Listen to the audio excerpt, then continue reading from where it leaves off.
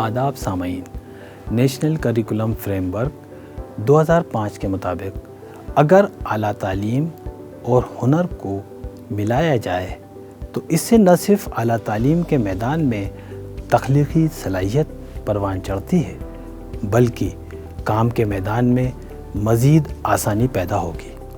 NCF 2005 میں یہ بھی کہا گیا ہے کہ نصاب تعلیم خد و خال کو روایتی انداز سے ہٹ کر تشکیل دیا جانا چاہیے تاکہ طلباء اور نوجوان مختلف علمی میدانوں کو باہم مربوط کرنے والے نقطۂ نظر سے دیکھ سکیں۔ NCF اس بات پر روشنی ڈالتا ہے کہ علمی اور پیشہ ورانہ تعلیم کے درمیان فرق کو کم کر کے سائنسی انداز میں اس پر اثر نو غور کرنا ضروری ہے۔ چنانچہ آج ہمارے سامنے چیلنج یہ ہے کہ ایک ایسا نصاب تیار کیا جائے جو عام تعلیم کو پیشہ ورانہ تعلیم کے ساتھ اس طرح ضم کرے کہ ہر طالب علم کو پیشہ ورانہ علم، مہارت اور صلاحیت حاصل کرنے کا موقع ملے۔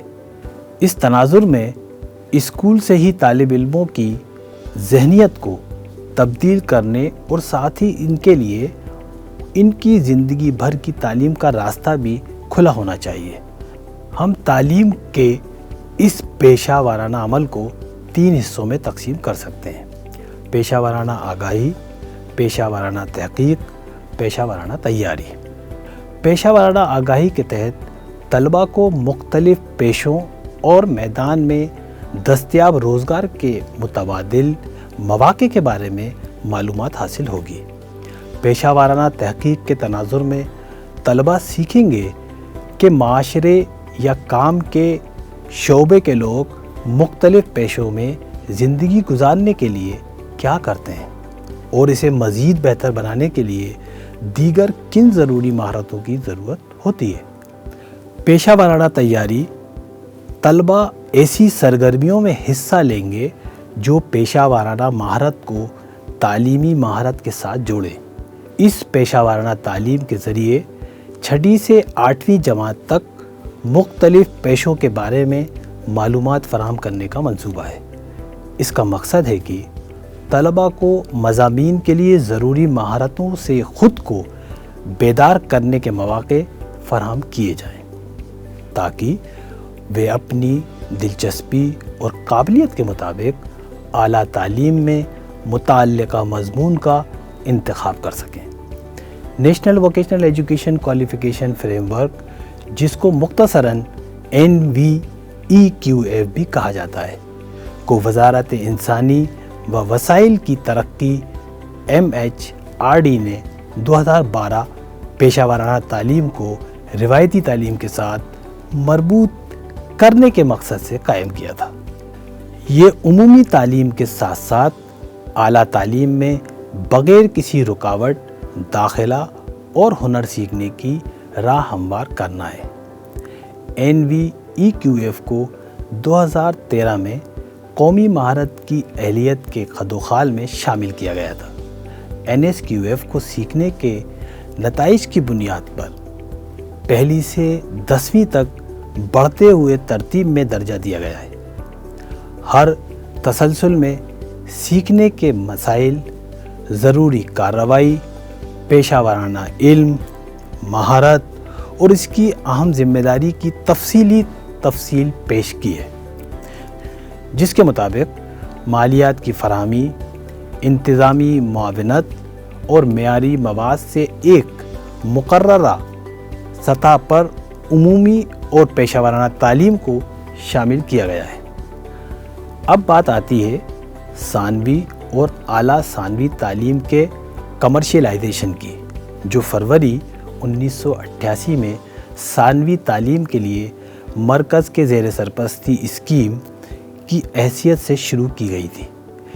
اس اسکیم کا بنیادی مقصد تعلیمی روزگار کو تنوع بنانا ہے تاکہ ہنرمند افرادی قوت کی طلب اور رسد میں فرق کو کم کرنے کے ساتھ ساتھ انفرادی ملازمت میں اضافے کے ساتھ اعلیٰ تعلیم حاصل کرنے والے طلباء کو روزگار کے مواقع فراہم کیے جائیں۔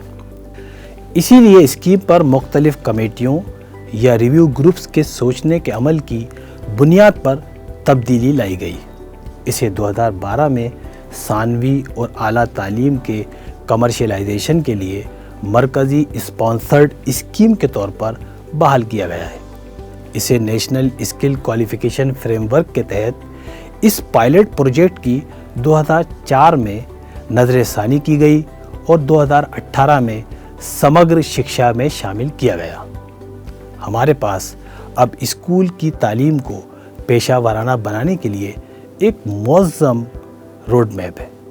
اس کے ساتھ ساتھ قومی ہنر کی اہلیت کے ایک منظم فریم ورک کے ساتھ مقامی نقطہ نظر بھی ہے۔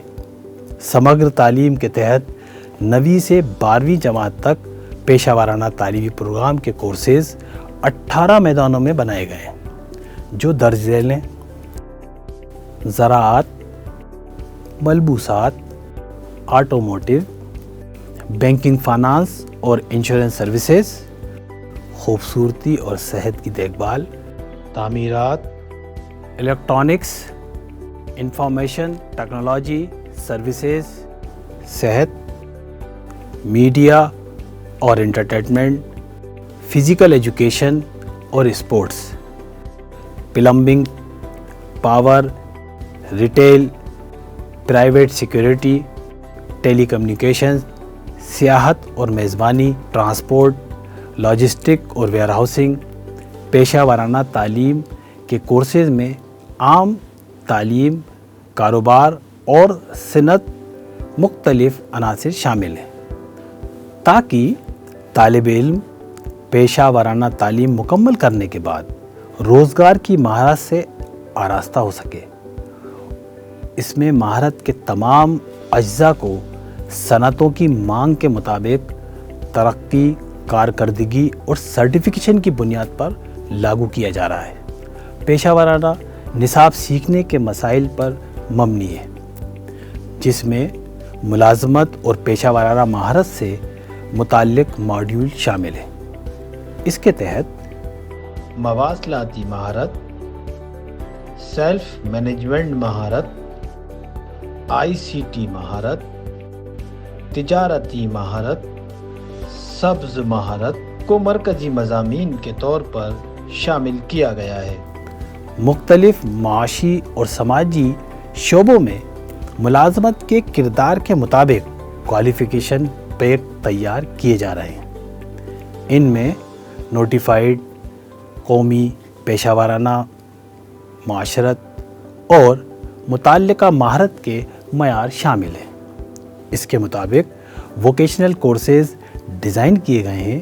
نصاب کے ساتھ ساتھ تربیت کے لیے وسائل، مہارت کی درسی کتب، ملٹی میڈیا اور لرننگ بھی فراہم کی جاتی ہے۔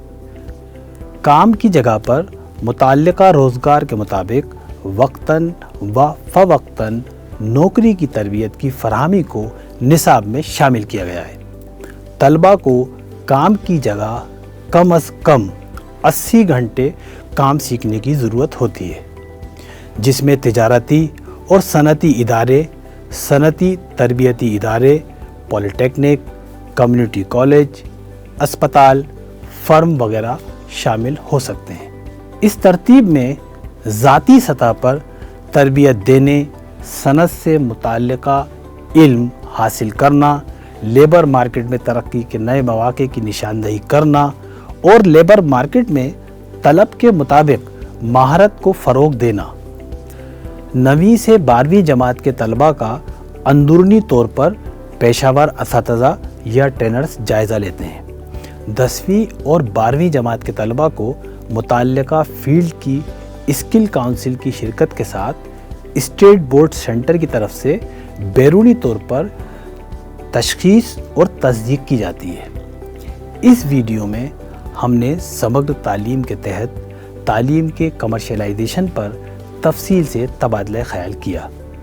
ہم نے اسکولوں میں تعلیم کے پیشہ ورانہ اہداف کے مقاصد اور حدود کے بارے میں بھی بات کی اور پیشہ ورانہ تعلیم کے ذریعے کام پر مبنی تعلیم کے نفاذ کے موضوع پر بھی روشنی ڈالی ہے۔ مجھے امید ہے اس ویڈیو میں آپ کو تعلیم کی کمرشلائزیشن کی اہمیت اور مختلف پہلوؤں کو سمجھنے میں مدد ملی ہوگی۔ بہت بہت شکریہ۔